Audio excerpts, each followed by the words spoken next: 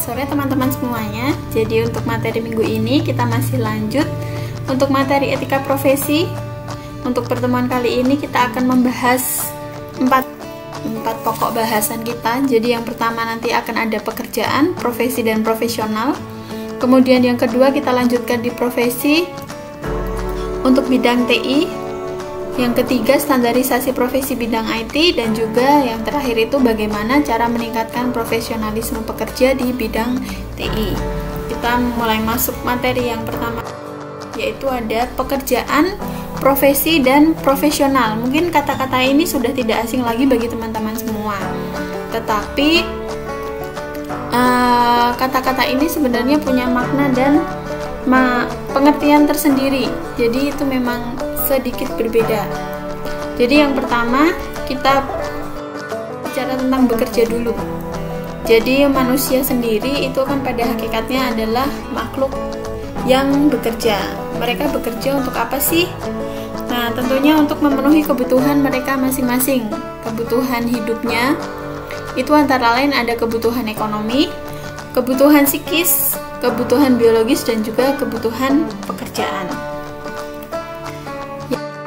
Kebutuhan ekonomi. Jadi kebutuhan ekonomi ini adalah kebutuhan yang bersifat material.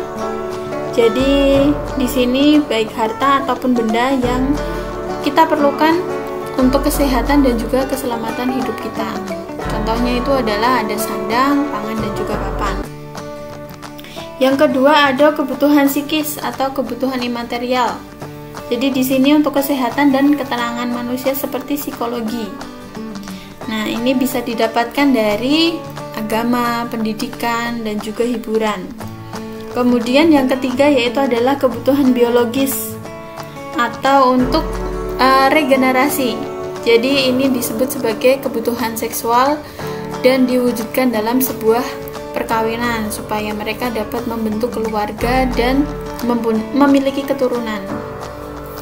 Dan yang terakhir yaitu adalah kebutuhan pekerjaan. Jadi ini bersifat praktis tentunya untuk mewujudkan kebutuhan-kebutuhan yang lain. Untuk contohnya sendiri itu ada profesi dan juga pekerjaan. Nah, ini kemudian yang kita akan membahas tentang pekerjaan dan juga profesi. Apa sih sebenarnya perbedaan antara pekerjaan dan profesi? Bukannya itu adalah sama? Nah, kita lihat dulu. Pekerjaan yang pertama. Pekerjaan itu merupakan hal yang harus dilakukan oleh manusia untuk memenuhi kebutuhan hidupnya.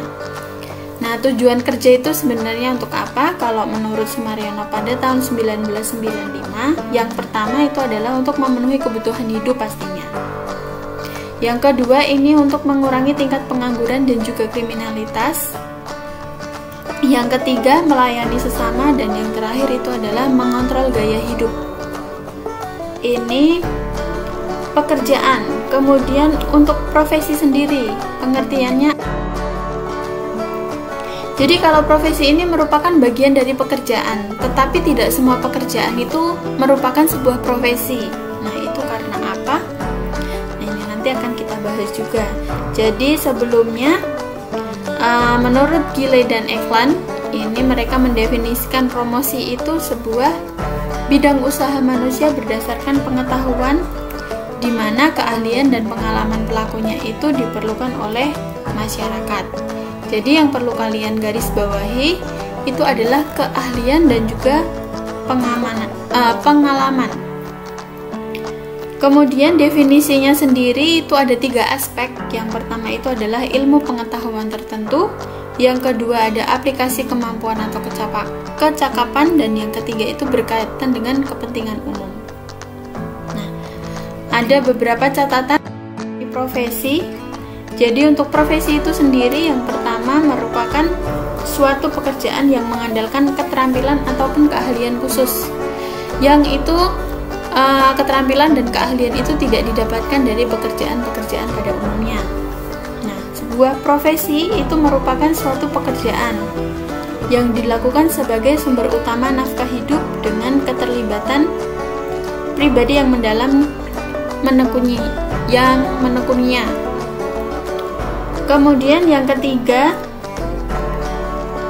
Profesi ini merupakan suatu pekerjaan yang menuntut pengemban profesi tersebut untuk terus memperbaharui keterampilannya sesuai dengan perkembangan teknologi. Jadi, seorang pengemban profesi, mereka itu harus selalu mengembangkan ilmu mereka supaya ilmu mereka itu tetap mengikuti zaman pada yang berjalan. Kemudian kita berbicara tentang profesi dan profesionalisme. Jadi ada sebuah kutipan dari Khalil Gibran yang seperti ini isinya. Jadi, bekerjalah dengan cinta. Jika engkau tidak dapat bekerja dengan cinta, lebih baik engkau meninggalkannya. Dan mengambil tempat di depan pintu gerbang candi-candi, meminta sedekah kepada mereka yang bekerja dengan penuh suka dan cita. Nah, itu sebuah kutipan dari seorang Khalil Gibran. Nah, apa yang bisa kita dapat dari ini? Yang pertama, kita harus mencintai profesi kita. Orang yang profesional itu adalah orang yang mencintai profesinya. Yang kedua, jadi dengan mencintai profesi, maka kalian akan terpacu untuk terus mengembangkan kemampuan dan mendukung profesi tersebut.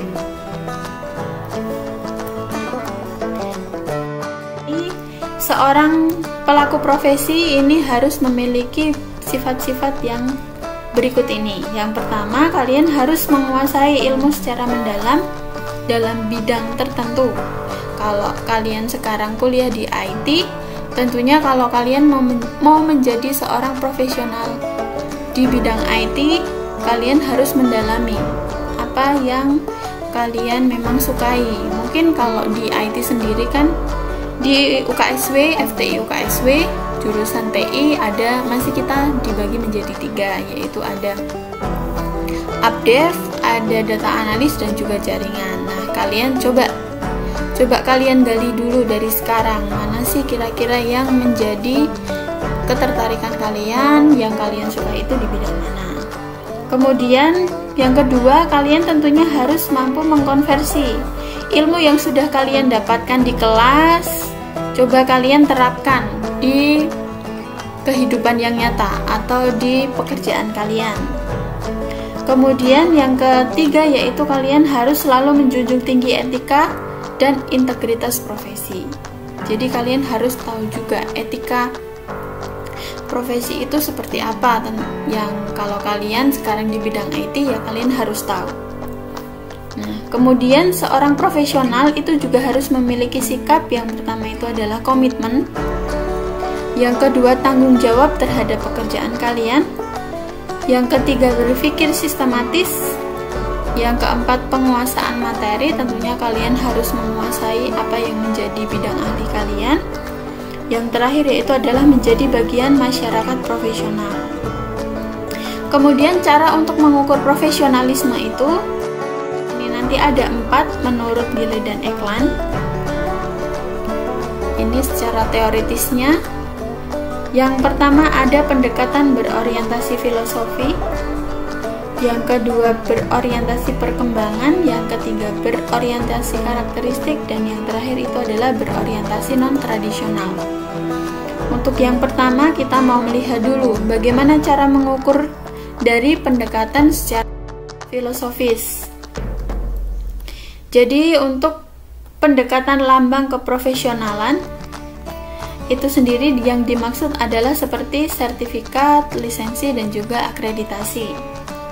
Kemudian untuk pendekatan secara individu, nah di sini kita akan melihat bahwa layanan individu pemegang profesi ini diakui oleh umum dan tentunya itu akan bermanfaat bagi user atau bagi penggunanya.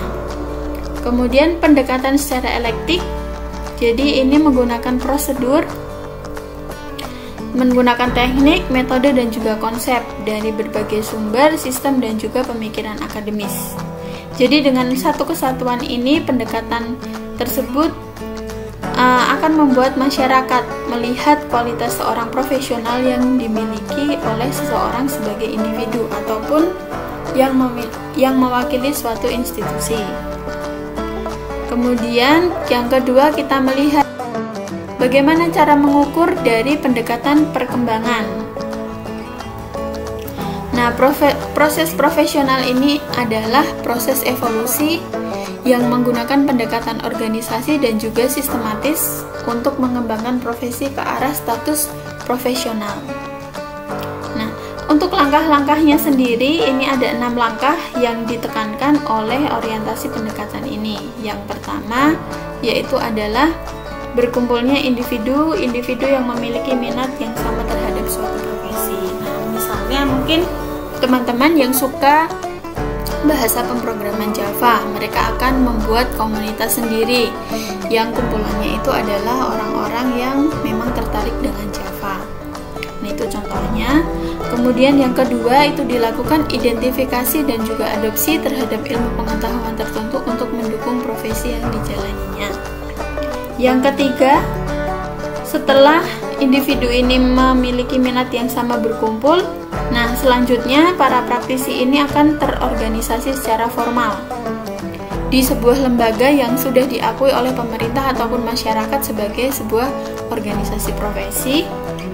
Yang keempat, kemudian mereka melakukan pembuatan kesepakatan mengenai persyaratan profesi berdasarkan pengalaman ataupun kualifikasi tertentu.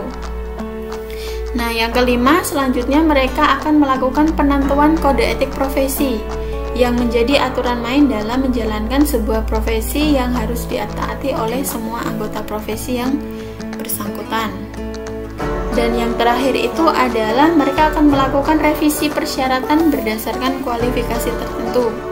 Nah, contohnya itu adalah syarat akademis dan juga pengalaman melakukan pekerjaan di lapangan.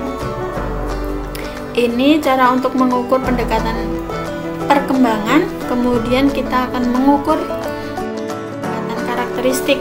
Jadi ada 8 karakteristik pengembangan proses profesional yang saling terkait. Yang pertama yaitu adalah kode etik profesi. Yang kedua, pengetahuan yang terorganisir. Yang ketiga adalah keahlian dan kompetensi yang bersifat khusus. Yang keempat, tingkat pendidikan minimal dari sebuah profesi. Yang kelima itu adalah sertifikat keahlian. Yang keenam, proses khusus sebelum memiliki profesi. Jadi ada riwayat pekerjaan, pendidikan, ataupun ujian yang pernah dilakukan. Dan yang ketujuh itu adanya kesempatan untuk sharing dan menyebarluaskan ide antar anggota. Yang terakhir yaitu adalah adanya tindakan disiplin dan batasan tertentu jika terjadi pelanggaran ataupun malpraktik kode etik profesi. Nah, kemudian untuk yang terakhir, cara dari pendekatan non-tradisional. Nah, jadi perspektif pendekatan non-tradisional ini menyatakan bahwa seseorang dengan bidang ilmu tertentu ini diharapkan mampu melihat dan merumuskan karakteristik yang unik dan kebutuhan sebuah profesi. Kemudian yang kedua yaitu adalah memandang penting identifikasi elemen-elemen penting untuk sebuah profesi seperti standarisasi profesi, sertifikasi profesional, dan yang lainnya. Nah, jadi kesimpulan yang kita dapatkan dari mengukur profesional yang pertama itu adalah dapat disimpulkan bahwa mengukur profesionalisme itu bukanlah hal yang mudah. Dikarenakan profesionalisme ini diperoleh melalui suatu proses profesional, yaitu proses evolusi dalam mengembangkan profesi ke arah status profesional yang kita harapkan sesuai dengan individu masing-masing. Kemudian untuk yang kedua, ini nanti akan saya berikan beberapa contoh profesi di bidang teknologi informasi. Jadi yang pertama akan beberapa kelompok. Yang pertama, kelompok yang bekerja di bidang pengembangan software. Ini kita berbicara di bidang IT. Kemudian yang kedua, pengembangan hardware. Yang ketiga, operasional dan manajemen sistem informasi. Dan yang terakhir yaitu adalah pengembangan bisnis teknologi informasi. Jadi yang pertama akan kita bahas itu adalah pekerjaan di bidang IT untuk pengembangan software. Nah, jadi di dalam pengembangan software ini masih masih dibagi lagi. Akan ada sistem analis, ada programmer, ada web designer, ada juga web programmer. Mungkin masih ada yang lainnya juga. Nah, ini akan saya berikan beberapa contoh. Yang pertama yaitu adalah sistem analis. Jadi untuk sistem analis sendiri tugasnya seperti apa? Tugasnya tentu saja menganalisa sistem yang akan diimplementasikan sampai studi kelayakan dan juga desain sistem yang akan dikembangkan seperti apa. Kemudian programmer ini sendiri tugasnya adalah mengimplementasikan dari rancangan yang sudah dibuat sistem analis menjadi sebuah program aplikasi. Kemudian untuk web designer sendiri yaitu adalah seseorang yang melakukan kegiatan perencanaan, termasuk juga di dalamnya itu adalah studi kelayakan, analisis, dan juga desain terhadap pengembangan aplikasi berbasis web. Kemudian untuk web programmer adalah orang yang bertugas untuk mengimplementasikan rancangan yang sudah dibuat oleh web designer untuk membuat program berbasis web sesuai dengan desain yang sudah dirancang sebelumnya. Kemudian untuk yang kedua, mungkin untuk yang lainnya teman-teman bisa mencari referensi. Yang kedua yaitu adalah pengembangan hardware. Jadi ini ada dua contoh. Yang pertama adalah technical engineer atau disebut juga sebagai teknisi. Jadi orang yang berkecimpung dalam bidang teknik, baik mengenai pemeliharaan maupun perbaikan perangkat sistem komputer. Kemudian yang kedua ada networking engineer, jadi adalah orang yang berkecimpung dalam bidang teknik jaringan komputer dari maintenance sampai dengan troubleshootingnya itu seperti apa. Kemudian yaitu adalah operasional sistem informasi. Jadi ada beberapa contoh, di sini ada EDP operator. Ini tugasnya adalah menginput data dan mengoperasikan program-program yang berhubungan dengan pengolahan data digital. Kemudian ada sistem administrator. Ini melakukan administrasi terhadap sistem pemeliharaan dan juga memiliki kewenangan mengatur hak akses terhadap sistem. Jadi di sini sistem administrator ini sendiri sangat membantu sekali kalau misalnya sebuah perusahaan yang sudah memiliki sistem. Jadi kewenangannya itu tidak semena-mena langsung diberikan kepada seluruh karyawan, tapi harus ada batasan-batasannya. Jadi antara admin dengan pengguna ataupun mungkin atasan dengan bawahannya itu juga ada hak aksesnya tertentu. Nah, ini adalah tugas sistem administrator untuk mengatur hak aksesnya. Ada MIS Director, jadi orang yang memiliki wewenang paling tinggi terhadap sebuah sistem informasi. Nah, di sini tugasnya itu adalah melakukan manajemen terhadap sistem secara keseluruhan, baik itu adalah hardware maupun software ataupun juga brandware atau sumber daya manusia. Kemudian terakhir yaitu adalah pengembangan bisnis IT. Jadi yang pertama ada pengembang produk hardware, kedua ada distributornya, ketiga ada penjualannya, dan masih ada banyak lainnya. Nanti kalian coba cari referensinya. Nah, pertanyaan yang muncul itu adalah apakah pekerjaan-pekerjaan di bidang IT itu dapat dikategorikan sebagai sebuah profesi? Nah, coba kalian ambil salah satu contoh pekerjaan di bidang IT tersebut, kemudian kalian diskusikan apakah pekerjaan itu bisa dikategorikan sebagai sebuah profesi. Nah, tugas ini nanti akan saya upload di Google Classroom. Tidak hanya ini saja, tapi akan ada beberapa pekerjaan yang harus kalian analisa apakah itu sebuah profesi atau bukan, dan kalian berikan juga alasannya. Jadi sebelum kita lanjutkan, untuk absensi kita hari ini nanti akan ada 4 absensi. Nah, nanti seperti biasa absensi kita lakukan melalui siasat. Untuk syaratnya Cukup kalian tuliskan NIM kalian masing-masing di kolom kritik dan sarannya, itu saja. Nah, kita lanjutkan lagi. Yang akan kita bahas yaitu adalah standarisasi profesi bidang IT. Di sini nanti akan ada 3 model standarisasi. Yang pertama yaitu standarisasi di level pemerintahan. Yang kedua itu standarisasi regional tingkat ASEAN. Kemudian yang ketiga yaitu adalah standarisasi Badan Nasional Sertifikasi Profesi atau BNSP. Kemudian yang pertama kita bahas yaitu adalah standarisasi profesi pekerja IT di pemerintahan. Jadi untuk pemerintah sendiri sudah melakukan klasifikasi di bidang teknologi informasi itu sejak 1992. Nah, untuk PNS yang bekerja di bidang IT itu disebut sebagai peranata komputer.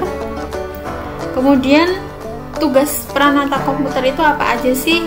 Kalau misalnya nanti kalian setelah lulus kalian tertarik menjadi seorang PNS, nah, tugas-tugasnya yaitu adalah kalian akan diberikan tugas, wewenang ataupun tanggung jawab serta hak untuk membuat, merawat, dan mengembangkan sistem dan atau program pengolahan dengan komputer. Ini berdasarkan dari keputusan Menteri Pendayagunaan Aparatur Negara. Nomornya bisa dilihat di layar. Kemudian untuk standarisasi profesi di bidang IT ini, kalian misalnya penasaran nih sekarang apa sih syaratnya mungkin untuk menjadi seorang PNS di bidang IT? Nah, yang pertama yaitu adalah bekerja pada satuan organisasi instansi pemerintah dan tugas pokoknya nih seperti yang tadi sudah dijelaskan, kalian membuat, memelihara dan juga mengembangkan sistem dan atau program pengolahan dengan komputer. Kemudian kalian memiliki ijazah serendah-rendahnya sarjana muda ataupun diploma 3 atau yang sederajat. Sudah memiliki pendidikan dan atau latihan dalam bidang komputer ataupun pengalaman melakukan kegiatan di bidang komputer. Kemudian kalian memiliki pengetahuan dan atau pengalaman dalam bidang tertentu yang berhubungan dengan bidang komputer. Dan yang terakhir yaitu adalah setiap unsur penilaian pelaksanaan pekerjaan sekurang-kurangnya itu adalah bernilai baik. Unsur dan subunsur kegiatan jabatan fungsional peranata komputer. Nah, ini ada beberapa. Ada untuk pendidikan, kalian pendidikan sekolah dan memperoleh ijazah ataupun gelar. Pendidikan pelatihan fungsional di bidang keperanatan komputer. Nanti ada operasi teknologi informasi, itu pengoperasian, perekaman dan pemasangan dan pemeliharaan. Ada implementasi TI. Mungkin nanti ada pemrograman baik dasar, menengah, lanjutan. Kemudian penerapan SO. Ada juga implementasi sistem informasi dan program paket, ada database, ada juga sistem jaringan komputer. Kemudian ada juga nanti analisis dan perancangan sistem informasi, penyusunan kebijakan sistem informasi dan pengembangan profesi. Nah, ini nanti mungkin bisa jadi sebuah gambaran untuk kalian.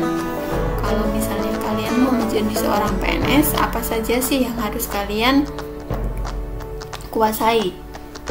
Kemudian ini jenjang dan pangkat peranata komputer ada. Nanti akan ada golongan-golongannya. Jadi golongan ini sendiri nanti berpengaruh terhadap salary yang kalian dapatkan. Nah, cara untuk meningkatkan golongan itu sendiri kalian harus mengumpulkan poin. Jadi ada poin-poin yang harus kalian kumpulkan dan nanti itu akan ada penilaiannya. Kita lanjutkan, yaitu adalah standarisasi profesi di bidang IT oleh Southeast Asia Regional Computer Confederation atau SEARCC. Nah, ini dibentuk pada tahun 1978 di Singapura oleh 6 ikatan komputer. Nah, jadi ini sudah terdiri dari 13 negara. Jadi kalau untuk pendirinya sendiri itu hanya ada 6. Jadi ada Hong Kong, Indonesia, Malaysia, Filipina, Singapura dan juga Thailand. Kemudian SERCC ini menyusun SRIGPS atau Special Regional Interest Group on Professional Standardization. Nah, jadi ini adalah merupakan sebuah standarisasi pekerjaan di dalam dunia IT. Nah, kriteria yang menjadi pertimbangan untuk menyusun standarisasi ini adalah bahwa sebuah profesi itu harus bisa cross country atau lintas negara, kemudian lintas platform, function oriented, bukan title oriented saja, kemudian bisa diuji dan bisa diaplikasikan. Jadi seperti ini standarisasinya. Untuk model standarisasi yang disusun ini seperti di gambar diagramnya. Jadi profesi IT itu ada pendidikan dan pelatihan, sistem development, dan specialist support. Nah, untuk pendidikan dan pelatihan sendiri ada instruktur dari pendidikan IT non gelar. Nah, untuk sedangkan di sistem development itu ada 3. Yang pertama programmer, sistem analis, dan juga project manager. Dan yang specialist support itu orang yang memiliki spesialis pada bidang tertentu. Untuk matrik profesi ini terbagi menjadi 3. Yang pertama independent, yang kedua supervising, dan yang ketiga itu adalah supervise. Jadi dibagi seperti ini: programmer, sistem analis, project manager, dan instructor dan juga spesialis. Untuk programmer sendiri, dia masih ada 3 matrik yang ada di dalamnya. Jadi dia masih harus dibimbing. Untuk tugas-tugas kecil pun mereka masih tetap memerlukan bimbingan dan juga orang yang sudah berpengalaman, baik itu sistem analis, project manager, ataupun instructor. Sedangkan untuk spesialis sendiri dia sudah independen ataupun managing. Jadi untuk memulai tugas pun seorang spesialis itu sudah tidak membutuhkan bimbingan dalam pelaksanaannya. Nah, jadi ini untuk matrik tingkatannya penjelasannya seperti ini. Untuk supervise itu biasanya pengalamannya antara 0 sampai 2 tahun. Dan tentunya di sini dalam melaksanakan tugas masih memerlukan pengawasan dan petunjuk dalam pelaksanaannya. Untuk moderately supervised atau madya, ini untuk tugas kecil dapat dikerjakan oleh mereka, tetapi masih tetap membutuhkan bimbingan untuk tugas yang lebih besar. Untuk pengalamannya sendiri antara 3 sampai 5 tahun. Sedangkan untuk yang independen atau managing, ini untuk tugas sudah tidak memerlukan bimbingan lagi dan pengalamannya itu lebih dari 5 tahun. Kemudian standarisasi profesi di bidang IT, yang pertama tadi kan ada programmer. Jadi kita sudah bahas sebelumnya, programmer itu apa sih tugasnya? Saya ulangi kembali. Jadi untuk programmer ini melakukan implementasi terhadap suatu sistem yang sudah dirancang sebelumnya. Sedangkan untuk sistem analis yaitu adalah mereka tugasnya adalah melakukan analisis dan desain terhadap sebuah sistem sebelum dilakukan implementasi atau pemrograman lebih lanjut. Jadi untuk analisis dan desain ini merupakan kunci awal untuk keberhasilan dari sebuah project-project yang berbasis komputer. Kemudian untuk project manager sendiri, nah ini tugasnya adalah melakukan manajemen terhadap proyek-proyek berbasis sistem informasi. Instruktur atau instructor, nah di sini mereka berperan dalam melakukan bimbingan, pendidikan, dan juga pengarahan baik terhadap anak didiknya ataupun pekerja yang levelnya ada di bawah mereka. Sedangkan untuk spesialis, kalau spesialis sendiri mereka tentunya membutuhkan sebuah keahlian khusus, berbeda dengan pekerjaan yang lainnya atau yang sebelum-sebelumnya. Mereka hanya memiliki satu level saja, yaitu independen. Nah, jadi asumsinya itu bahwa orang dengan kualifikasi yang ahli di bidang tersebut yang memiliki tingkat profesi spesialis.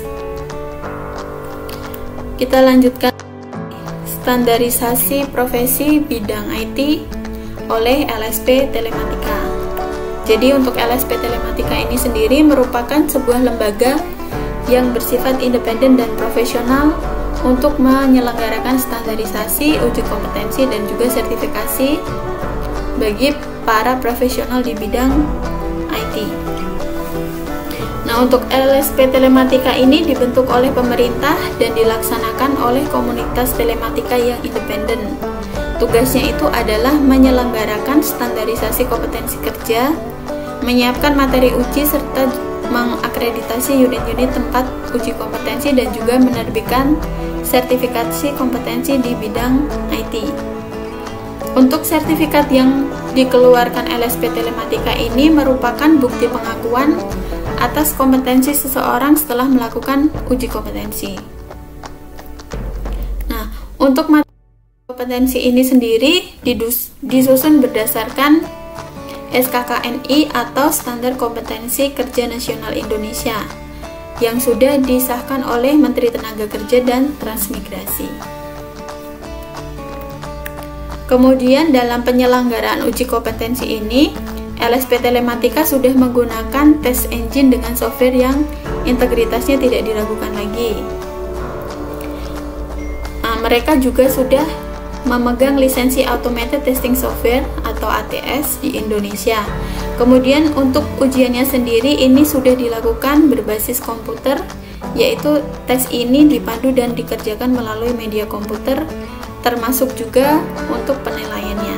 Nah, ini landasan hukumnya nanti bisa kalian cek untuk LSP Telematika. Kemudian pekerjaan apa saja yang bisa mengikuti sertifikasi profesi di LSP Telematika?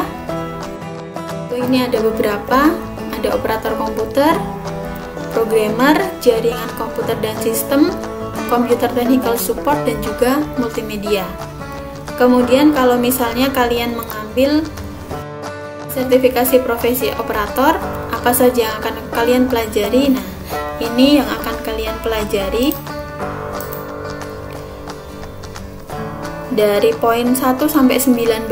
Kemudian untuk spesialisnya sendiri ada 3 spesialis. Kemudian kalau misalnya mau mengambil profesi programmer, nah ini masih terbagi lagi menjadi 3. Ada basis data, ada web, ada juga multimedia. Kemudian untuk jaringan dan sistem administrator, di sini ada syarat umumnya. Nah, salah satunya itu kalian harus lulus tes TOEFL dengan minimal skornya 500. Jadi ini yang akan kalian pelajari juga. Kemudian untuk teknis nanti akan beda lagi. Dan yang terakhir yaitu adalah di bidang ya. Nah, ini yang akan kalian pelajari. Umumnya nanti ada 12 yang akan kalian pelajari, tetapi pada intinya itu ada 15. Yes. Kemudian materi yang selanjutnya yaitu bagaimana cara meningkatkan profesionalisme pekerja di bidang IT. Nah, beberapa persyaratan itu: pertama, tentunya kalian harus memiliki dasar ilmu yang kuat dalam bidang tersebut sebagai bagian dari masyarakat teknologi dan juga masyarakat ilmu pengetahuan. Yang kedua, penguasaan kiat-kiat profesi yang dilakukan itu berdasarkan dari riset dan praktis, bukan hanya merupakan sebuah teori dan konsep saja. Yang ketiga yaitu adalah pengembangan kemampuan profesional secara berkala. Jadi untuk profesi bidang IT sendiri ini merupakan sebuah profesi yang berkembang terus-menerus dan berkesinambungan, sehingga kalian juga harus proaktif dan tidak hanya pasif saja untuk menyikapi perkembangan yang sudah berjalan. Jadi, beberapa penyebab rendahnya profesionalisme bidang IT. Yang pertama itu kalian tidak menekuni profesi secara total atau hanya sambilan saja. Kemudian yang kedua, norma dan etika profesi di bidang IT ini belum terkonsep dan terdefinisi secara jelas. Ketiga, organisasi profesional yang menangani para profesional bidang IT ini belum ada. Nah, upaya-upaya apa saja yang bisa meningkatkan profesionalisme para pekerja IT? Yang pertama, upaya yang bisa dilakukan yaitu adalah mempersiapkan SDM IT sejak dini dengan memberikan pelatihan. Kemudian yang kedua, menjadi profesional dengan sertifikasi, baik itu sertifikasi berorientasi produk ataupun sertifikasi berorientasi pekerjaan. Kemudian kalian juga bisa aktif dalam sebuah organisasi ataupun komunitas, atau bisa asosiasi ataupun ikatan profesi. Nah, salah satu cara untuk meningkatkan profesionalisme IT itu kan dengan mengikuti sertifikasi.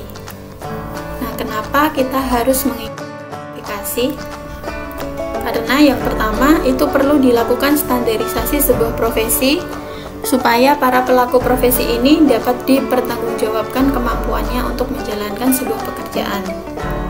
Jadi sertifikasi ini sendiri merupakan salah satu bentuk standarisasi.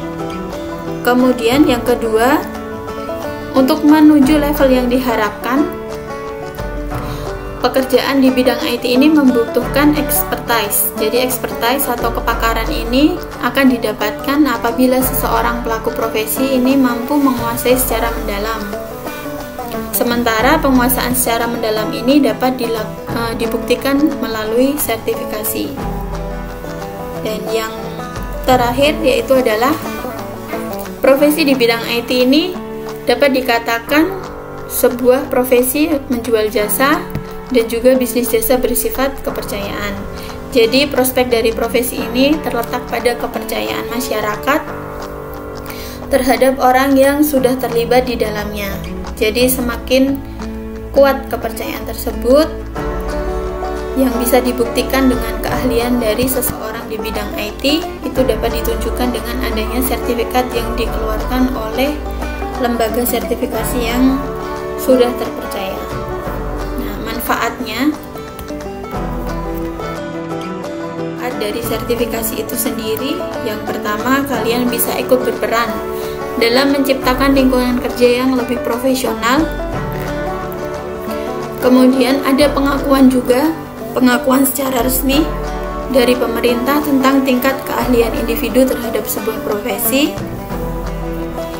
Yang ketiga yaitu adalah pengakuan dari organisasi profesi sejenis atau benchmarking, baik pada tingkat regional maupun internasional. Kemudian kalian dapat membuka akses juga, baik lapangan pekerjaan secara nasional, regional maupun internasional. Dan yang terakhir yaitu adalah kalian memperoleh peningkatan karir dan juga pendapatan sesuai dengan perimbangan dengan pedoman skala yang sudah diberlakukan. Ini ada contoh sertifikasi produk. Kalau Oracle dan CCNA ini sendiri kita dapatkan di kampus kita. Kemudian ada juga Microsoft Certified.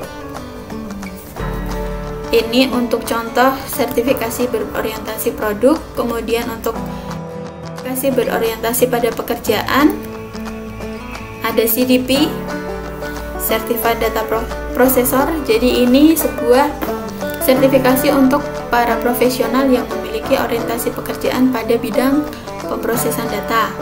Kemudian ada CCP, Certified Computer Programmer. Ini sertifikasi untuk para programmer. Ada juga CSP atau Certified System Professional. Ini untuk sertifikasi para profesional yang bekerja pada bidang analis, desain, dan juga pengembangan sistem berbasis komputer. Nah, ini contohnya yang berorientasi pada pekerjaannya. Ada juga LSPT. Kemudian hambatan-hambatan apa saja sih yang biasanya dihadapi dalam pelaksanaan sertifikasi? Yang pertama itu karena biaya yang memang lumayan mahal untuk mengikuti sertifikasi, dan yang kedua yaitu adalah kemampuan yang kurang memadai terhadap penugasan materi dari pelaksanaan sertifikasi tersebut. Jadi ini materi kita hari ini untuk etika profesi. Masih kita lanjutkan satu materi lagi sebelum kita lanjut ke materi CV dan juga persiapan wawancara kerja. Jadi untuk materi kita hari ini sampai di sini saja. Terima kasih.